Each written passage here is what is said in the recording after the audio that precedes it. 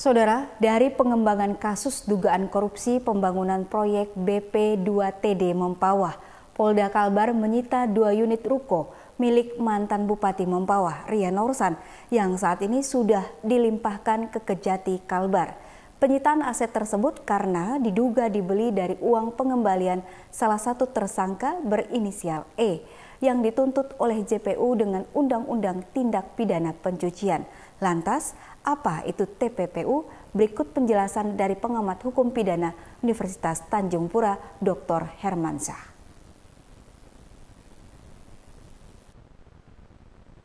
Sebelumnya mungkin kita harus pahami dulu apa sih itu tindak pidana pencucian uang, ya kan? Nah, tindak pidana pencucian uang itu pada dasarnya dia tindak pidana yang tidak berdiri sendiri, ya, tidak berdiri sendiri. Ya, dikenal ada namanya core crime and predicate crime. Jadi ada dulu nih kejahatan-kejahatan yang mengawalinya,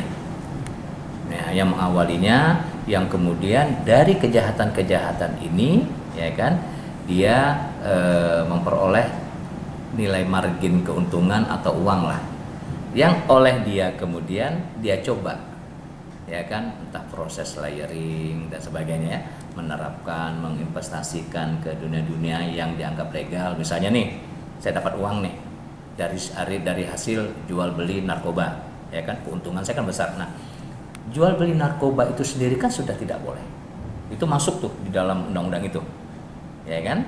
Nah, kemudian keuangan ini kan jelas ini haram nih, tidak boleh kan. Nah, saya cuci, bagaimana menyucinya? Ya, pencucian uang ini bagaimana mencucinya? Nah, dengan cara misalnya saya menginvestasikan ke dunia-dunia yang legal, terkesan legal. Apa? Saya beli saham, misalnya gitu nih. Nah, kemudian saya investasi di tanah, kemudian saya beli apartemen, kemudian saya beli lagi apalah yang transaksi itu seakan-akan legal. Nah, keuntungan dari misalnya perolehan dari saham itu yang dianggap dicuci. Jadi dicuci uang itu dalam sebuah aktivitas yang namanya aktivitas legal. Nah, itu namanya pencucian uang gitu loh. Itu harus kita pahami. Nah, kembali kepada pertanyaan tadi, apakah ini pencucian uang atau tidak? Nah, memang sejatinya harus diperhatikan dulu, apakah uang yang dimaksud ini diperoleh dari kejahatan atau tidak? Kan gitu. Tidak bisa juga kita mengatakan bahwa ini hasil aktivitas ini, penyerahan uang ini bagian daripada pencucian uang. Karena dilihat dulu uang yang diserahkan itu uang dari hasil apa. Tidak bisa kita mengatakan lalu ini dikatakan pencucian uang.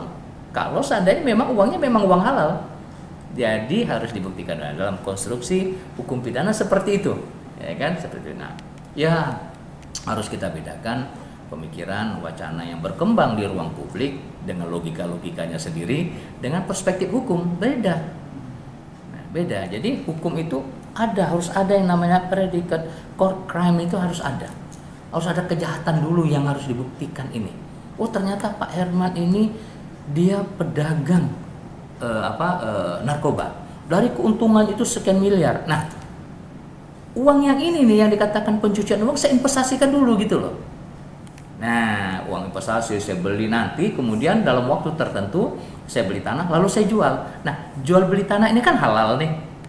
Ya kan? Itu yang dikatakan proses pencucian di situ gitu loh. Tapi harus ada dulu yang namanya kejahatan utamanya.